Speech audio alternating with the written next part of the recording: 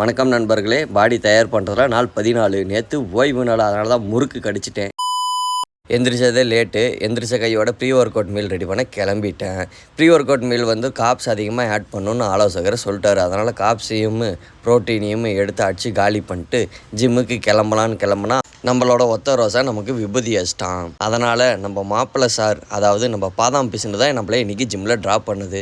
ஜிம்முக்கு போன கையோட இன்றைக்கி வெயிட்டு செக் பண்ணோம். ஏன்னா வெயிட் செக் பண்ணி 1 மந்த் ஆகுது. செக் பண்ணி பார்த்ததில் ஓகே அப்படின்ட்டு ஸ்ட்ரெச்சஸை ஸ்டார்ட் பண்ணிட்டேன். ஸ்ட்ரெச்சஸ் ஸ்டார்ட் பண்ணி முடித்தது இன்றைக்கி வந்து ஜெஸ்ட்டு பைசெப்பும். ஜெஸ்ட்டுக்கு 4 வேரியண்ட்டு, பைசெப்புக்கு 3 வேரியண்ட்டு, டோட்டலாக மொத்தம் 7 வேரியண்ட்டு. வீடியோ கிளிப் ஆட் பண்ணலை, டிஸ்கிரிப்ஷனில் கொடுக்குறேன், செக் பண்ணி பார்த்துக்கோங்க.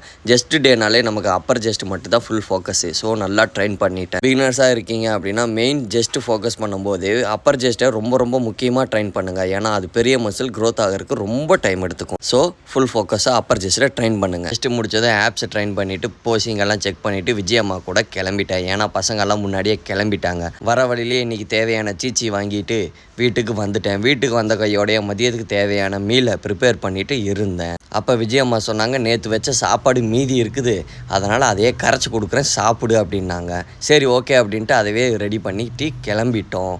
இன்றைய நாள் முடிந்தது. Be consistency. இன்று போய் நாளை வரேன். Bye bye. மறக்காமல் ஒரு சப்ஸ்கிரைப் பண்ணி வச்சுக்கோங்க.